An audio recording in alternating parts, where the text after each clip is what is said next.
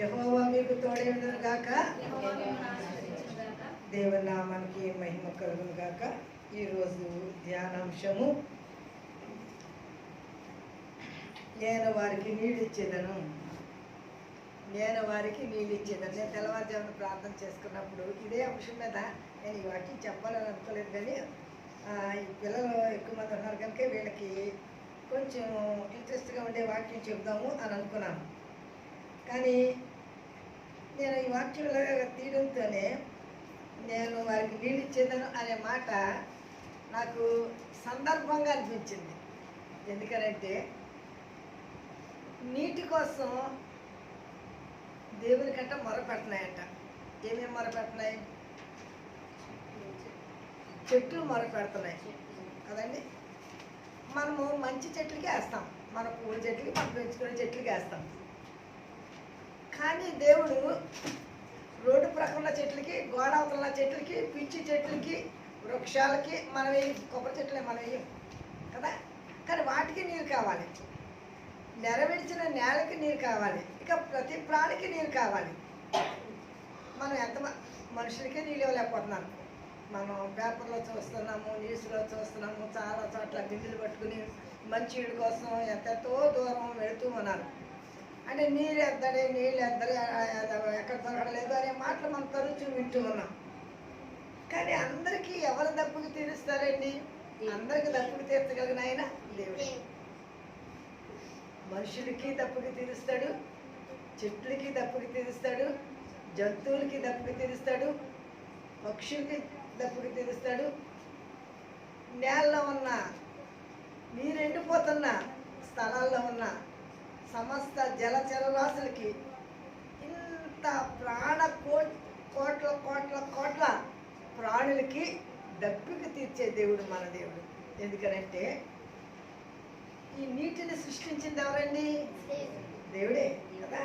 అందుకనే ఆ రోజుల్లో కూడా ఇశ్రాయేలీయులు దప్పిక కలిగినప్పుడు దేవుడు వారికి దప్పిక తీర్చాడు. ఆ దప్పిక ఎలాగూ వారికి తీర్చారో అన్న సంగతి ఏంటంటే దేవుని యొక్క వాక్యం నుంచి మనం ఆలోచన చేద్దాం. చదవబడిన వాక్య భాగంలో సంఖ్యాకాండము 21వ అధ్యాయము 17వ వచనం నేను చదువుతున్నాను. మన ధ్యానాంశంగా 16 పైన చదువుతాను చూడండి.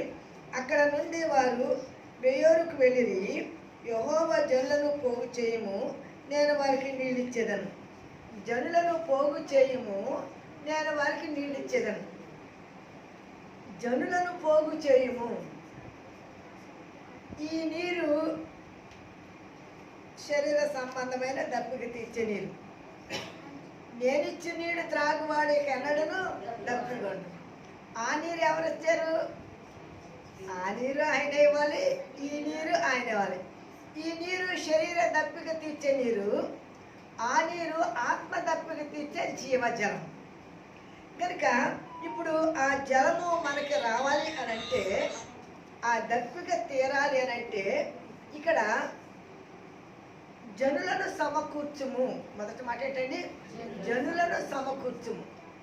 మనమందరము సమకూడాలి, సమకూడి పాటలు పాడాలి, సమకూడి ప్రార్థన చేయాలి, సమకూడి దేవుని యొక్క వాక్యాన్ని చదవాలి.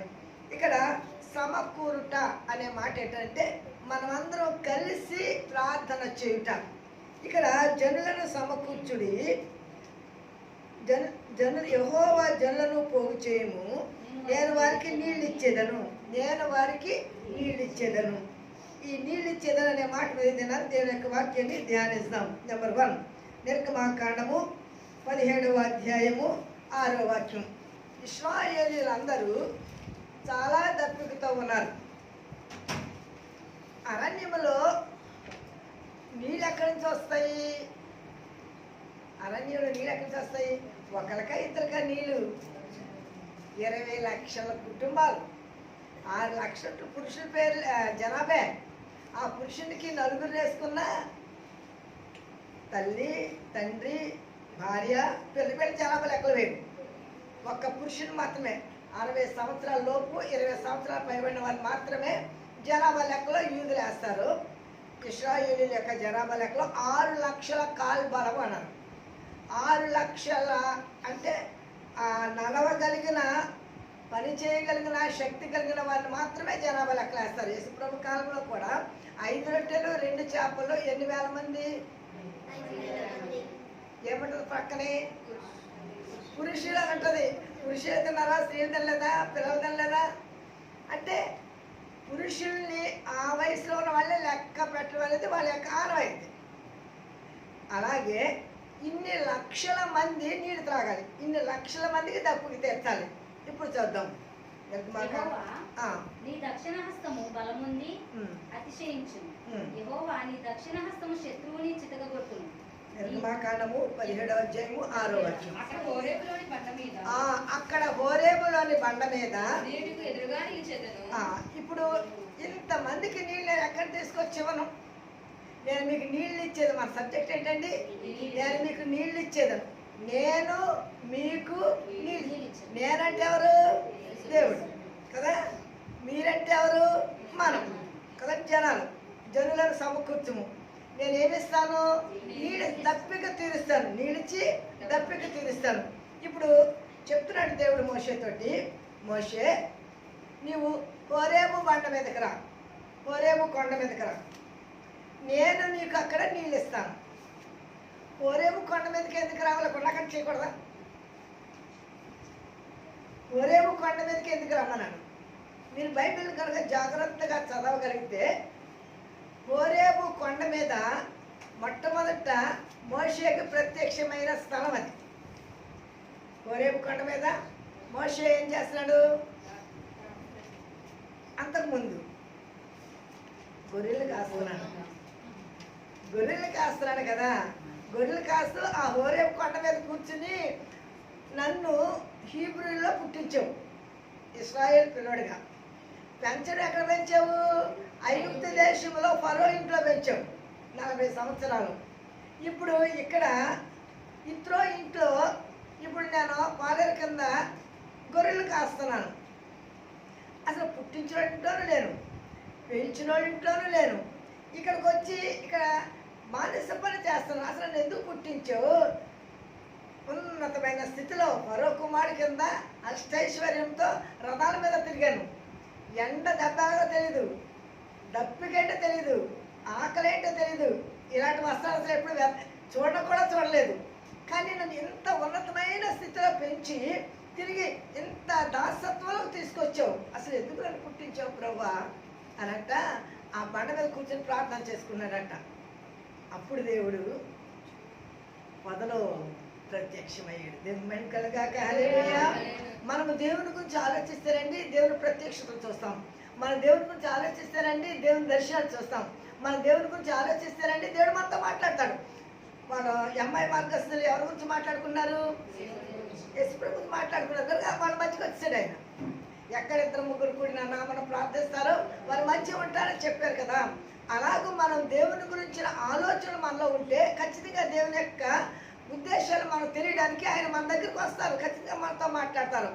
అక్కడ ఆలోచిస్తున్నాడు ఒక్కడే, దేవుడు నన్ను ఎందుకు పుట్టించాడు, నన్ను ఎందుకు అంత పైకి అక్కడ పెంచాడు, ఎందుకు నన్ను ఇక్కడ ఎంత కిందకి తీసుకొచ్చాడు అని ఆలోచిస్తూ దేవుడిని అడుగుతున్నాడు, ప్రార్థన చేసుకున్నాడు మనసులో.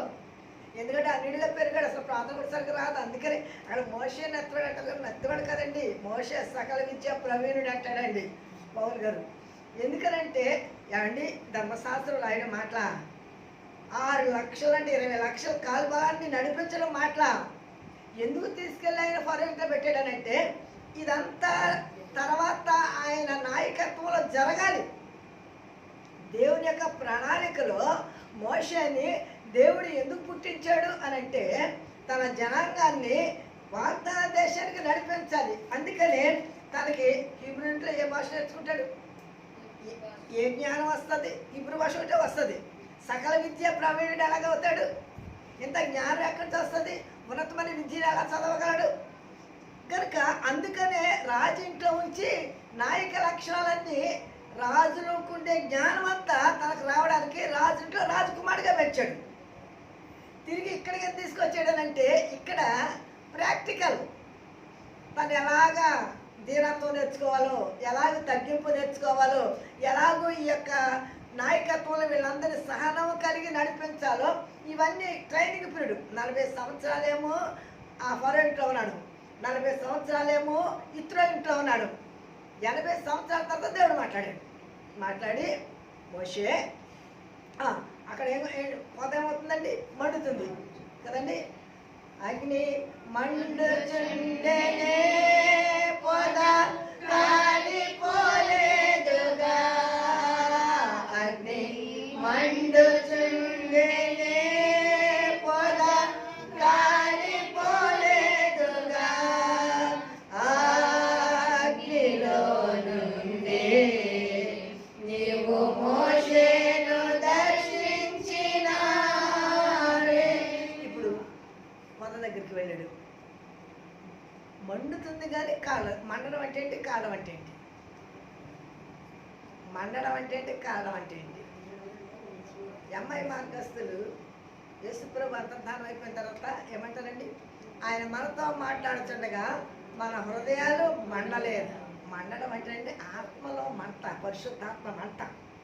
పరిశుద్ధాత్మ దేవుని యొక్క అభిషేకం ఎప్పుడు వస్తుందో అప్పుడు ఆత్మలో మంట అండి. దేవుని గురించిన మంట, దేవుని కొరకు బ్రతకాలనే మంట, దేవుని పరిచర్య చేయాలనే మంట. ఆ మంట దేవుని యొక్క ప్రత్యక్షత. దగ్గరికి వెళ్ళాడు, పచ్చగానే ఉన్నాయి, కాయలాగా ఉన్నాయి, పూలే ఉన్నాయి, ఆకులాగా ఉన్నాయి. దగ్గరికి వెళ్ళిన తర్వాత అప్పుడు దేవుడు మాట్లాడతాడు, మోషే చెప్పులు తీసిన దగ్గరికి రా, నేను ఎందుకు పుట్టించానో, ఎందుకు అక్కడ పెంచానో, ఎందుకు ఇక్కడ తరబిదిస్తున్నానో చెప్తాను రా. ఇప్పుడు నా ప్రజలైన ఇశ్రాయేలుని నీవేం చేయాలి, నడిపించాలి. అప్పుడు నాకేం రాదు, నేను 100 మంది కలవాలంటే ధర్మశాస్త్రం తెలీదు. 40 సంవత్సరాలు అన్నిళ్ళ దగ్గర పెరిగాడు, ఏం తెలుస్తుందని ధర్మశాస్త్రం? నేనేం చెప్పగలను వాళ్ళకి?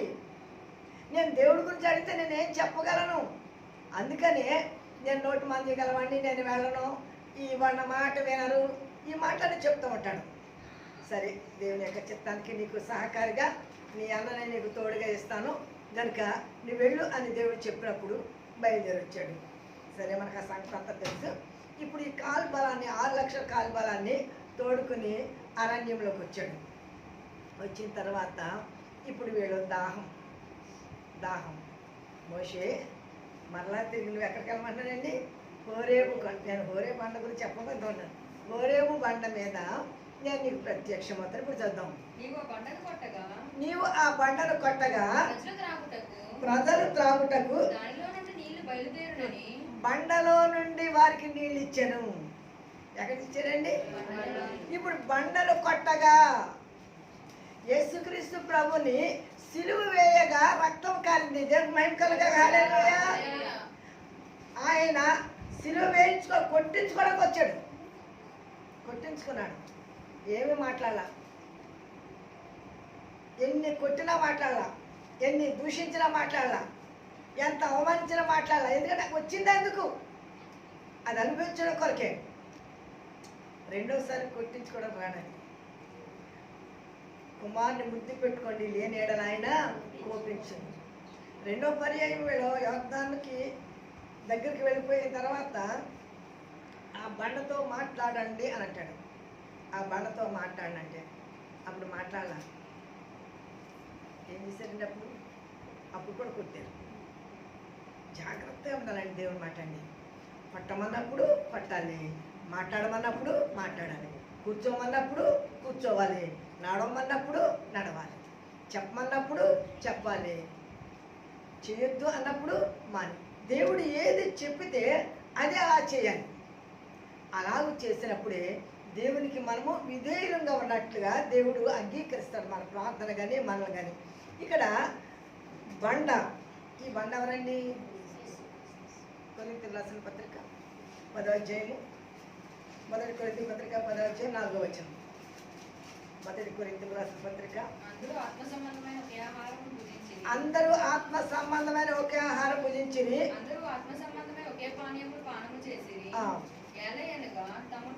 తమను వెంబడించిన ఆత్మ సంబంధమైన బండలోని త్రాగి. ఆ బండ క్రీస్తే. హల్లెలూయా. ఆ బండ క్రీస్తే. ఇప్పుడు ఈ బండ ఎవరండి? క్రీస్తే.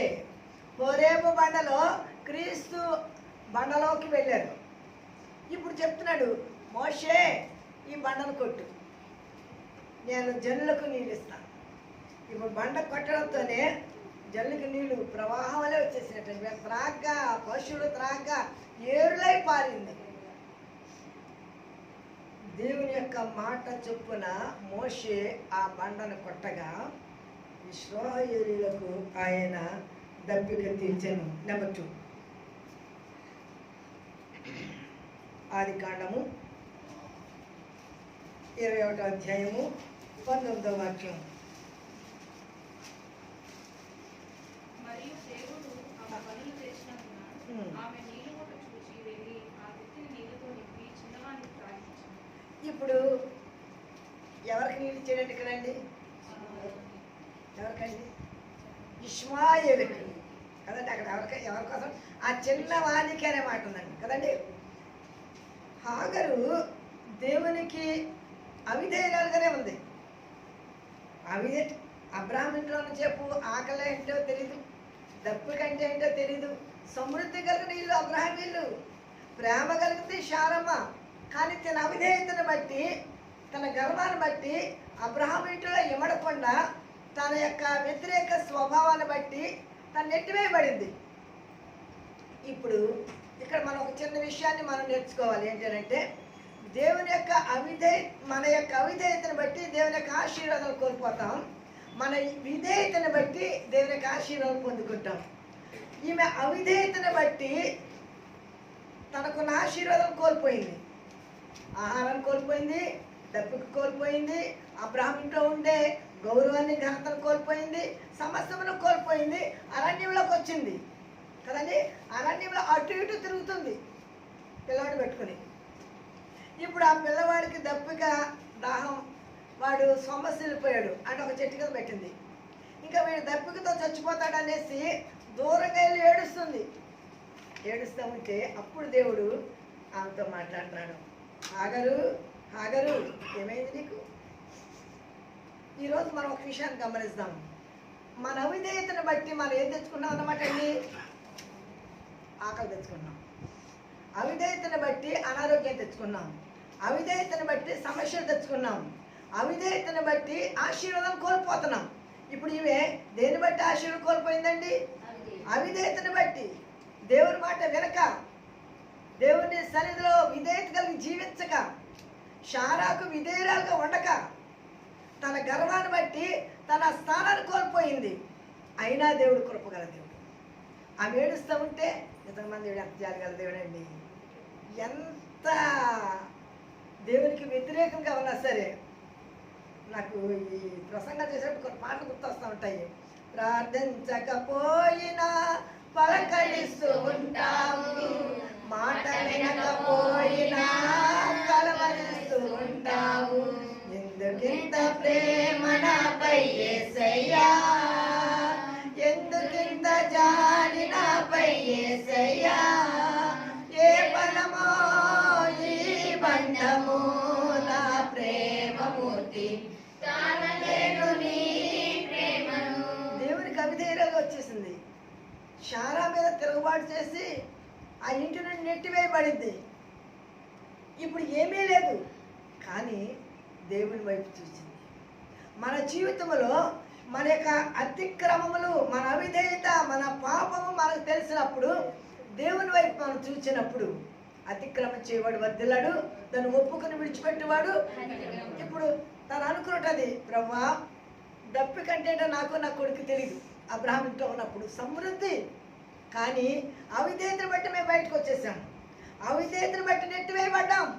బ్రహ్మా నా కుమారుడు ఈ దప్పికతో చచ్చిపోయేలా ఉన్నాడు అని ఏడుస్తూ ఉంటే దేవుడు ప్రత్యక్షమై వారి కొరకు ఒక ఊట తీసాడంట. ఏం తీసాడంటే దినమయం కలుగా హల్లెలూయా. వారి కోసం, ఎవరి కోసం అండి? ఇష్మాయేల్ కోసం, హాగర్ కోసం ఒక ఊట తీసండి. వారికి నీళ్ళు ఇచ్చాను. ఏం చేయడండి వాళ్ళకండి? వారికి నీళ్ళు ఇచ్చాను. ఆ నీళ్ళంటే అప్పుడు తాగలేదండి, జంజం పానీమని ఇప్పటికీ సౌదీ అరేబియాలో పుణ్యక్షేత్రముగా ఆ మక్కా మసీద్ దగ్గర ఆ బావి ఉబుకుతానే ఉందంట. బావి ఉబికెను, బావి ఉబికెను. ఓట వస్తానే ఉంటుంది. ఒక్కసారి ఓట తీయాలి కదండి, ఆ ఓట వస్తానే ఉంటుంది. ఒకసారి నీ హృదయంలో రక్షణ కార్యం జరిగితే, ఒకసారి నీ హృదయంలో మారు మనసు రక్షణ అనుభవం జరిగితే, నీ హృదయం నుంచి పాడకుండా ఉండలేవు, చెప్పకుండా ఉండలేవు, ప్రార్థించకుండా ఉండలేవు, దేవుడి గురించి సాక్ష్యం చెప్పకుండా ఉండలేవు. ఎందుకంటే ఓట ఆయన తీశాడు. సమరయ స్త్రీ యొక్క ఓట ఆయన తీశాడు కనుక ఆ వెళ్ళి నేను చేసినవన్నీ నాతో చెప్పినవాడు మెస్సియా, నేను మెస్సియాను కనుగొన్నానని ఆ ఊరందరినీ తీసుకొచ్చింది. తీయబడింది ఓట. దేవుడు మన దప్పిక తీర్చే దేవుడు. వారి యొక్క దప్పిక తీర్చను. మన యొక్క వాక్యంలోకి నేను రాలేదు.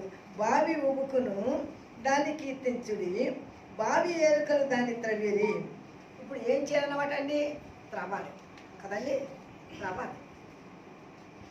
దేవుడు ఎంత కృపగల దేవుడు అని అంటే, ఇశ్రాయేలీయులు ఎంత దేవునికి అవిధేయులుగా ఉన్నాను వారి కొరకు ఆయన అద్భుతములు ఆశ్చర్యకార్యాలు చేసిన దేవుడు. న్యాయాధిపతుల గ్రంథము 15వ అధ్యాయము 19వ వచనం. న్యాయాధిపతుల గ్రంథము 15వ అధ్యాయం 19వ వచనం. దేవుడు లెహిలోనున్న ఒక ఓతిని చీల్చెను, దాని నుండి నీళ్లు బయలుదేరాను. అతడు త్రాగిన తర్వాత ప్రాణం తెప్పరిల్లేదు. ఎవరు? ఇతడు ఎవరండి? సంసోను. ఎంత బలవంతుడో, ఎంత బలవంతుడు. గాడిది దవడ పచ్చి దవడ ఎముక తీసుకురంట 1000 మందిని చంపాడంట అండి. చంపిన తర్వాత దప్పిక, దాహం. అప్పుడు అనుకున్నాడు, అయ్యో నేను ఇంతమందిని చంపి ఈ ఫిలిస్తీన్ చేతులు నేను చచ్చిపోవాలా ప్రభువా అనేసి ప్రార్థన చేస్తే, అతని కోసం దేవుడు ఏం చేశాడంటండి? ఒక ఊటను తీశాడు. దేవుని మహిమ కలుగాక. సంసారం కొరకు ఆ లేహిలో ఒక ఊటను తీసి అతను దప్పిక తీర్చెను. సంసోనికి దాహం తీర్చే దేవుడు, సంసోని యొక్క దప్పిక తీర్చే దేవుడు, సంసోనికి నీళ్ళిచ్చిన దేవుడు మన జీవితంలో మనకు కూడా మన దప్పిక తీరుస్తాడు. ఆ దప్పిక ఏదైనా కానివ్వండి. పిల్లల దప్పిక ఏంటంటే పాపం, పిల్లల దప్పిక ఏంటంటే ఆట వస్తువులు రావడంతోనే మనం దప్పిక అడిగారు అనుకోండి, మనం మంచిగా ఇస్తే ఇవ్వద్దు, డ్రింక్ అన్నా ఇవ్వు, జ్యూస్ అన్నా ఇవ్వు, అవి కావాలి. అది వాళ్ళ ఇష్టం. మన దేవుడు కూడానండి మన దప్పిక తీరుస్తాడండి. మీరు నా యందును నా మాటలు మీ యందు ఉన్న యెడల మీకు ఏది ఇష్టమో అడుగుడి, అది మీకు అనుగ్రహించబడును. కీర్తన గ్రంథము 81వ దావీదు కీర్తన, 81వ దావీదు కీర్తన 7వ వాక్యం చదవండి.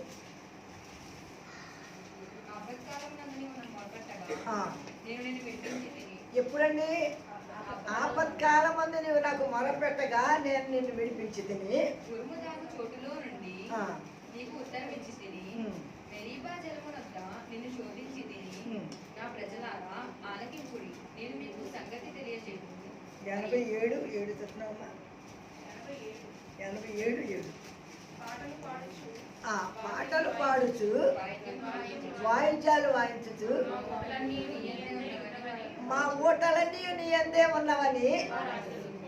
నేను ఎవరు పాడుతున్నారంటండి? మా ఓటలన్నీ నీ అందే ఉన్నాయి ప్రభువా, నీవే మాకు దప్పుకు తీర్చేవాడువు, నీవే మాకు నీళ్ళు ఇచ్చేవాడువు, నీవే మా ఆకలి తీర్చేవాడువు, నీవే మా సమస్యలు పరిష్కరించేవాడవు. వీళ్ళందరూ పాడుతున్నారు, ప్రభువా మా ఓటలన్నీ నీ అంది. దావీదు కొరకు ఆయన ఓట తీసాడంట. దావీదుని దేవుడు ప్రేమించాడు. అందుకనే దావీదు కీర్తనలో మొదటి కీర్తన రాస్తాడండి. ఏమంటాడండి? మొదటి కీర్తనలో చాలా శ్రేష్టమైన మాటలు రాస్తాడండి. దుష్టుల ఆలోచన చెప్పు నడవక, పాపుల మార్గం నిలవక, ఆ పాస కూర్చోడక, యెహోవా ధర్మశాస్త్రమందు దివారాత్రం ధ్యానించేవాడు అతడు. అదండి. ఎవరు అతడనంటే? యెహోవా ధర్మశాస్త్రమును దివారాత్రులు అంటే దినము, ఒక పగలు ఒక రాత్రి కలిస్తే ఒక దినం కదా. మనం పగలు ప్రార్థన చేసుకుంటే రాత్రి ప్రార్థన చేసుకోం, రాత్రి ప్రార్థన చేసుకుంటే పగలు ప్రార్థన చేసుకోం. కానీ పగలు రాత్రి కూడా మాకు ప్రార్థన చేయాలి. దివారాత్రులు. యూదులు ఎన్నిసార్లు ప్రార్థన చేస్తారండి? 3 సార్లు. నేను కూడా 3 సార్లు చేస్తాను. ఉదయం 4 గంటలకు నేను ప్రత్యేకంగా ప్రార్థన చేస్తాను, 5 గంటలకి రికార్డ్ చేస్తాను, 5:30 కాడి నుంచి 6 గంటల వరకు నిత్యారాధన చేస్తాను. 6 గంటల నుంచి మరలా 7:30, 8 వరకునేమో సిల్వర్ సర్కిల్ చేస్తాము.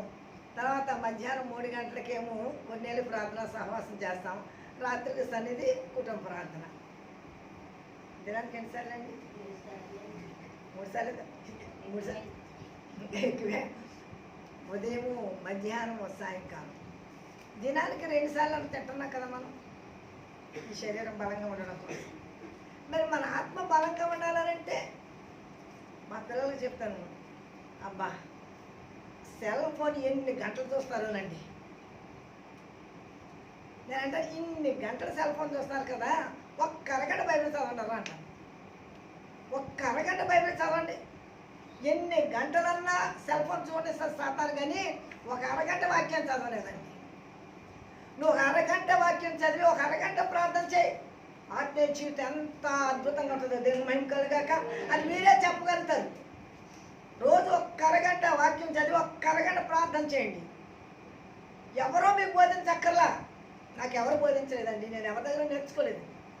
నా ప్రభువే నా గైడు, నా ప్రభువే నా గురువు, నా ప్రభువే నా బోధకుడు, నా ప్రభువే సమస్తమను. నాకేమైనా తెలియలేదనుకోండి, ఆయన పాదాల మీద పడి ఏడుస్తాను, ప్రభు ఇది నాకు అర్థం కావడం ఎలా చెప్పాలో నాకు తెలియలేదు. పెద్దోళ్ళు హైదరాబాద్ పెద్ద చర్చిలో నన్ను వాక్యం చెప్పాలని పిలిచారు. వాళ్ళు ఏమి నాకు సబ్జెక్ట్ ఇవ్వలేదు. మీరు ఏ సబ్జెక్ట్ చెప్తారో చెప్పడం నన్ను అడిగారు. ఆ 2 సార్లు సబ్జెక్ట్ నేనే ఇచ్చాను. నేను ఇచ్చిన సబ్జెక్ట్ అక్కడ ప్రింట్ చేశారు. అంత చదువుకున్న వాళ్ళకి నేను ఏం చెప్పగలను ప్రభువా అని దేవస్థానంలో ఎంతో ఏడ్చి ప్రార్థన చేస్తే అద్భుతంగా వాడుకున్నారు. దేవుని మహిమ కలుగాక హల్లెలూయా.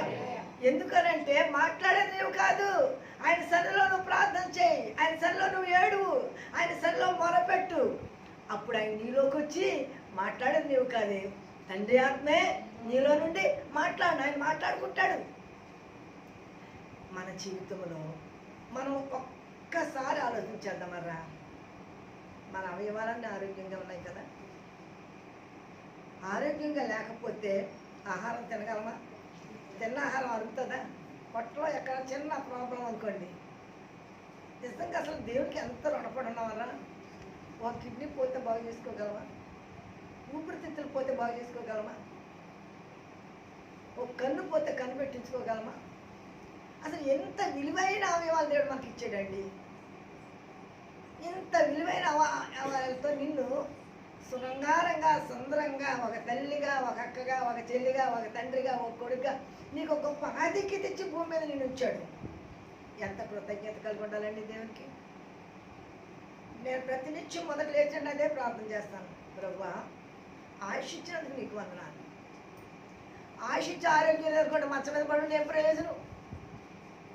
ఆరోగ్యం ఇచ్చినందుకు నీకు వందనాలు ప్రభువా. ఆరోగ్యం ఆయుష్ ఉంది, ఆహారం లేకపోతే మీరు ఎలా బ్రతకగలరు? ఆహారం ఇచ్చినందుకు నీకు వందనాలు ప్రభు. నేను రోజు ప్రార్థన చేస్తాను, ప్రభువా ఏసీలు ఇచ్చి చల్లటి గదిలో, బయట మండుటండ ఏసీలు ఇచ్చి చల్లటి గదిలో ఇంత హాయిగా పడుకోవడానికి నేను మర్చిపోకుండా అదే ప్రార్థన చేస్తూ ఉంటాను నిద్రపోయేదాకా. ఎందుకంటే మండుటండలో తిరిగాను, నేను సువార్త ప్రకటించాను. మే నెలలో రోడ్ల మీద ఎవరుంటారంటే కష్టలకి ఉంటుందని వారు. ఆ మండుటండ లేక బాధ ఎలా ఉంటుందో నాకు తెలుసు. ఎన్ని మైళ్ళు నడిచి సువార్త ప్రకటించాను, ఆ బాధ ఏమంటుందో నేను ఎరుగుదును. ఈరోజు ప్రభువా నెమ్మదికరమైన జీవితాన్ని నాకు ఇచ్చావు ప్రభువా, నీకు వందనాలు. ఏం చెల్లించి నీ రుణాన్ని తీర్చుకోగలను? దేవునికి మనము కృతజ్ఞతాస్తుతులు చెల్లించే వారంగా ఉండాలి అనే విషయాన్ని గమనిస్తాం. 2వ రాజుల గ్రంథము 3వ అధ్యాయము 17వ వాక్యం. 2వ రాజుల గ్రంథము 3వ అధ్యాయము 17వ వాక్యం. ఇక్కడ 3 రాజులు కలిసి వేరే రాజు మీదకి యుద్ధానికి వెళ్తున్నారు. చూద్దాం.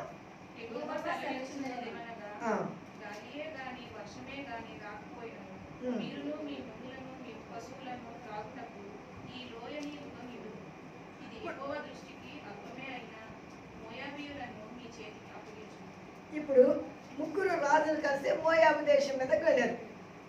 3 రాజులకి ఎంత సైన్యం అంటారండి? చాలా సైన్యం కదా. జంతువులకి కావాలి నీళ్ళు, దాని మీద సైనికులకి కావాలి నీళ్ళు, రథాల మీద రాజులకి కావాలి నీళ్ళు, గుర్రాలకి కావాలి, ఒంట్లకి కావాలి, గాడిదలకి కావాలి. వీటన్నిటికీ నీరు కావాలి అని అంటే ఇక్కడ ఎక్కడా నీళ్ళు లేదు, ఎక్కడ బావిలు లేవు, ఎక్కడ చెరువులు లేవు, ఎక్కడ నదులు లేవు. అదంతా ఎడారి, కొండలు. అప్పుడు యెహోషాపాతు రాజు అంటాడు, ఇక్కడ యెహోవా ప్రవక్త ఎవరైనా ఉన్నారేమో విచారణ చేయండి. యెహోవా ప్రవక్త, దేవుని మహిమ కలుగాక, ఇక్కడ ఎవరైనా సేవకులు ఉన్నారేమోనండి ప్రార్థన చేయడానికి. హాస్పిటల్లోకి వెళ్ళామనుకోండి, సేవకులు ఎంతమంది పిలుస్తారో ప్రార్థన చేయమని. ఎందుకండి ఆ బాధ అలాంటిది.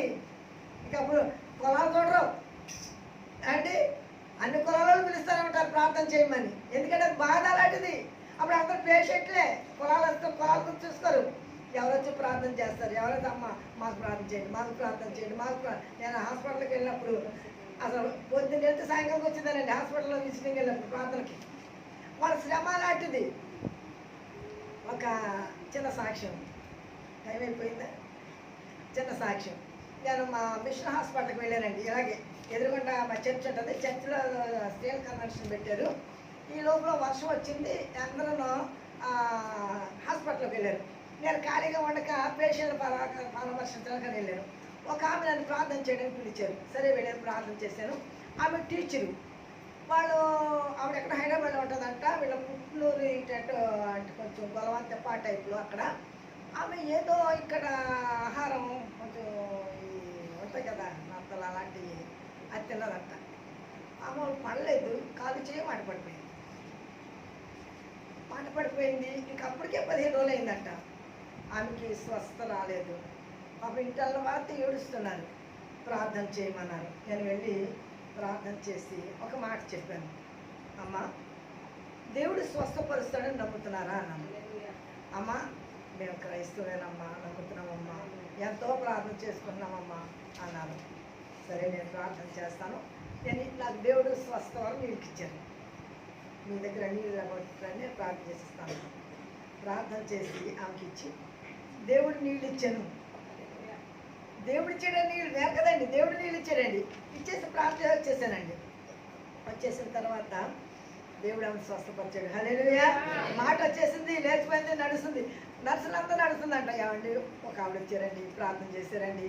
అప్పటి నుంచి ఆవిడ నీళ్ళు ఇచ్చారండి, దేవుడు నీళ్ళు ఇచ్చారండి. ఆ నీళ్ళు తాగిన తర్వాత నాకు స్వస్థ వచ్చిందండి. ఆవిడ ఎక్కడండి? ఆవిడ అమ్మ 3 మంది వస్తారు ప్రార్థన చేయడానికి హాస్పిటల్కి, మరి ఎవరో వచ్చి ప్రార్థన చేస్తారో మాకు తెలియదమ్మా అనేసి అన్నారు. ఆ నర్సుల డ్యూటీ టైం కాదు, నేను వెళ్ళినప్పుడు ఎవరో లేరు కూడా, అందుకని వాళ్ళకి ఎవరికి నేను ఎవరో తెలియదు. నేను మామూలుగా అయితే మన వాళ్ళకంతా నేను తెలుసు. ఆమెకి 15 రోజుల తర్వాత డిశ్చార్జ్ చేస్తారని వెళ్ళిపోతుందంట. ఆ రోజంతా ప్రార్థన చేసుకుందంట, ప్రభు ఒక్కసారి చూపించమని, సేవకులని ఒక్కసారి చూపించమని. ఎందుకో నన్ను మళ్ళా హాస్పిటల్కి ఎవరికో బాగాలేదని చెప్తే నేను హాస్పిటల్కి వెళ్ళాను. నేను హాస్పిటల్కి వెళ్తుంటే పరిగెట్టుకుని ఎదురు వస్తుందండి ఆవిడ. అమ్మగారండి అనేసి ఆవిడ చూసి గుర్తుపెట్టాను. అమ్మ నాకు సంతోషం అనిపించింది, ఎందుకంటే మాటలు పడిపోయింది కదా. అమ్మ మీరే కదా ఆ చివరి పెట్టిన, అవునమ్మా నేనేనమ్మా, మీరు ఇచ్చిన నీళ్ళు, నేను ఇచ్చిన నీళ్ళు కదండి, ఏసై ఇచ్చిన నీళ్ళు. హల్లెలూయా. ఏసై ఇచ్చిన నీళ్ళు, ఆ నీళ్ళు త్రాగడంతోనే అమ్మ నాకు మాట వచ్చేసిందమ్మా, నా కాలు చేయి బాగా అయిపోయిందమ్మా, వెళ్ళిపోతానమ్మా, నేను ఈ రోజే నేను వెళ్ళిపోతాను, మిమ్మల్ని చూడకుండా వెళ్ళిపోతాను అనుకుని ఎంత ప్రార్థన చేసుకున్నానమ్మా, దేవుడు మిమ్మల్ని చూపించాడు. నాకు ఎంతో సంతోషం. ఇలాంటి ఎన్నో ఎప్పుడైనా గుర్తొస్తే మాత్రం చెప్తాడు. నీళ్ళు ఇచ్చాను ఏమండి. ఇప్పుడు వీళ్ళకి అప్పుడు ఎలీషా అంటాడు, ఒక యవనస్తుడైన పిలవండి, ఈ లోయలో గోతులు తవ్వండి, మీరు జనులను పోగు చేయుడి. వీళ్ళు ఏం చేశారండి? గోతులు తవ్వి, ఇక్కడ మనం చదువుకున్న వాక్యం చూడండి, బావి ఎలుకలు దాన్ని త్రవిరి, తన అధికార దండము చేతను కర్రల చేతను జనుల అధికారులు దాన్ని త్రవ్వాలండి. ఇప్పుడు అక్కడ గోతులు త్రవ్విరి. గోతులు త్రవ్విన తర్వాత వీణ వాయించమన్నాడు ఎలీషా గారు. ఒక వీణ వాయించి ఒక కుర్రని తీసుకొచ్చి వీణ వాయించమన్నాడు. అక్కడున్న వాళ్ళేమో తవ్వమన్నారు. గోతులు త్రవ్వగా. ఇప్పుడు చదవమ్మా, ముగిస్తున్నాను వాక్యం. యెహోవా సెలవిచ్చినదేమనగా, గాలియే గాని వర్షమే గాని రాకపోయినను మీరును మీ మందలను మీ పశువులను త్రాగుటకు ఈ లోయ నీళ్లతో నిండును. ఇది యెహోవా దృష్టికి అల్పమే, ఆయన మేయాబీయులను మీ చేతికి అప్పగించును. ఇప్పుడు వాళ్ళ త్రవ్వడంతోనే ఎంత నీరు ఊపుకొచ్చిందనంటే ఆ లోయ అంతా నిండిపోయి మోయాబు రోడ్ల మీద అంటండి ప్రవాహం వలె పారడం మొదలుపెట్టిందంట. కాలువల వలె ప్రవహిస్తుందంట. ఉదయం సూర్యుడు ఆ నీటి మీద ఉదయిస్తూ ఉంటే అవతల వాళ్ళకంటే రక్తంలా కనబడుతుందంట. వీళ్ళకి నీళ్లు, అవతల వాళ్ళకి రక్తం. దేవుని మహిమ కలుగాక. హల్లెలూయా. యేసు రక్తం ఆ నీళ్ళు సాతానికి. అమ్మో ఆ నీళ్ళు త్రాగం, అమ్మో ఈ అన్నం తినం. మేము ఇక్కడ భోజనాలు పెట్టినప్పుడు ఓ దెయ్యం పట్టుకున్న పిల్ల, అమ్మ నేను తినను, ఈ అన్నం తినే కాలిపోతాను, ఇది యేసు ప్రభు అన్నం. ఈ నీళ్ళు త్రాగను, ఇది తాగితే నేను చచ్చిపోతాను, నేను కాలిపోతాను, నేను ఈ నీళ్ళు త్రాగను, ఇది యేసు ప్రభు నీళ్ళు. దెయ్యానికి తెలుస్తుందండి. మోయాబీలకేమో ఎలా కనబడుతుందండి? రక్తంలా కనబడుతుంది. ఇశ్రాయేలీలు, యోధారాజు, ఎదోము రాజు ముగ్గురు కలిసి వీడి మీద యుద్ధానికి వచ్చారు. వాళ్ళు అనుకున్నారంటే ఈ ముగ్గురు మాట కలవక వీళ్ళు పొడుచుకుని చచ్చిపోయారు, అందుకే రక్తం ప్రవహిస్తుంది అనుకున్నారంటే వాడు. వీళ్ళకి నీళ్ళే, వాళ్ళకి రక్తం. ఏమండి, దేవుడు మనల్ని ప్రేమించి వీళ్ళకి నీళ్ళు ఇచ్చాడండి. నీళ్ళతో పాటు వాళ్ళకి విజయం ఇచ్చాడు. హల్లెలూయా. దేవుడు మనకి విజయాన్ని ఇచ్చే దేవుడు, దేవుడు మనకి నీళ్ళు ఇచ్చే దేవుడు. మనం ఇలా చెప్పుకుంటూ వెళ్తే బైబిల్లో చాలా చాలా సాదృశ్యాలు ఉన్నాయి. ఆ రోజు వాళ్ళకి నీళ్ళు ఇచ్చిన దేవుడు ఈరోజు మనకు కూడా. రాత్రి నిన్న ఎంత ఎండలండి, మొక్కలకి అన్నిటికనండి. నేను మొక్కలు చూస్తానండి లేవడంతో పొద్దున్నేని, ఎంత హాయిగా ఉన్నాయో. అమ్మయ్య ఏమండి, ఎక్కడి నుంచి చేస్తాడంటే పై నుంచి చేస్తాడండి. మురికంతా పోయి చెట్లు మురికంతా ఆకులన్నిటికి, కొమ్మలకి, రెమ్మలకి, మొదట్లోనూ మనం నేస్తామా, వేస్తే ఒక కింద ఒక బకెట్ నీళ్ళు వేస్తాం. కానీ దేవుడండి పైనుంచి కిందకి ఆయన మన కరువు అలా తీరుస్తాడండి, మన సమస్యలు పరిష్కరిస్తాడండి. ఎవరైనా పెడితే ఎంతే పెడతారు, మన దేవుడు పెడతాడండి సమృద్ధిగా పెడతాడండి. ఎవరైనా పెడితే ఎరువు ఎంతేనండి. మన దేవుడు చిప్పుడు నీళ్ళు అడుగుతానంటండి, ట్యాంక్ ఇచ్చేస్తాడండి. దేవుడు మెంకలుగా హల్లెలూయా. చిన్న రాయి అడిగితే పర్వతం ఇచ్చేస్తాడంట. ఒక గ్లాసు బియ్యం కావాలనుకుంటే బస్తా బియ్యం ఇచ్చేస్తాడు. కానీ మీరు నా యందును నా మాటలు మీ యందు ఉండేలా మీకు ఏది ఇష్టం అడుగుడి, అది మీకు అనుగ్రహించబడి. మనము దేవునిలో ఉందాం, మనం త్రవ్వుదాం. దేవుని యొక్క వాక్యాన్ని త్రవగా త్రవగా త్రవగా ఏమొస్తుందండి? జీవజలం, జీవజల ఊటలు అవి రావాలి అని అంటే మనం దేవుని యొక్క వాక్యాన్ని తరచి తరచి తరచి చదవాలి, వినాలి, ధ్యానించాలి. అప్పుడు పరిశుద్ధాత్మ అభిషేకం నింపబడి ప్రభుత్వం జీవించడానికి దేవుడు తన కృపా సహాయం మనకందరికి అనుగ్రహించడాక. పరిశుద్ధుడు అయిన మా దేవ, ప్రేమ కలిగిన మా తండ్రి, మీ ఘనమైన నామమునకు వందనాలు, స్తోత్రములు స్తోత్రములు ప్రభు. మీ ఉచితమైన కృపను బట్టి, ప్రేమను బట్టి నన్ను మమ్మలను సజీవ లెక్కలో భూమి నుంచిన ప్రభు, మీ నామమునకు స్తోత్రము. నీ ప్రేమ ఎంత గొప్పది ప్రభు. జనులకు నీళ్ళిచ్చుటకు, పశువులకు నీళ్ళిచ్చుటకు, పక్షులకు నీళ్ళిచ్చుటకు, చెట్లకు నీళ్ళిచ్చుటకు, ప్రతి ప్రాణికి నీళ్ళిచ్చుటకు ప్రభా, నీకు జాలి గల దేవుడు కనుక కృప చూపించి తండ్రి, తిరిగి మళ్ళా వర్షాలు ఈ వేసవిలో, ఈ మండు టెండలో ప్రభా నీటిని ఇచ్చి సేద తీర్చిన దేవుడు, ప్రాణాలని సేద తీర్చిన దేవుడు, ఇలాంటి గొప్ప దేవుడు మాకు దేవుడుగా ఉన్నందుకు ప్రభు మీకు వందనాలు, స్తోత్రములు స్తోత్రములు స్తోత్రములు ప్రభు. నీవెంతైనా నమ్మదైన దేవుడు, నీవెంతైనా గొప్ప దేవుడు ప్రభు. అయ్యా వారు నా తండ్రి, అయ్యా వారు కర్రలు, ప్రార్థననే కర్రలు పట్టుకొని వారు త్రవ్వుతూ ఉండగా నీటి జల దొరికింది ప్రభా, ఊట దొరికింది ప్రభు. ఆ ఊట దావీదింటి వరకు ఊట తీసింది ప్రభా. యేసు యేసు, మా జీవితంలో మాకు కూడా నువ్వు ఊట తీస్తావు ప్రభా. మేము అలాగూ నీ సన్నిధిలో ప్రభా మేము త్రవ్వే వారంగా, తరిచే వారంగా, వాక్యాన్ని తరచి తరచి చదివే వారంగా, నీ వాక్యాన్ని వినేవారంగా, నీ నామాన్ని ఘనపరిచే వారంగా ఉండటం నీ పరిశుద్ధాత్మ సహాయము సన్నిధి మా అందరికీ అనుగ్రహించి మీరే మహిమ ఘనత ప్రభావములు పొందండి. యేసయ్య పరిశుద్ధ నామములో మిక్కిలి వినయంతో గదిలాడి వేడుకొంటున్నాను తండ్రి, ఆమేన్.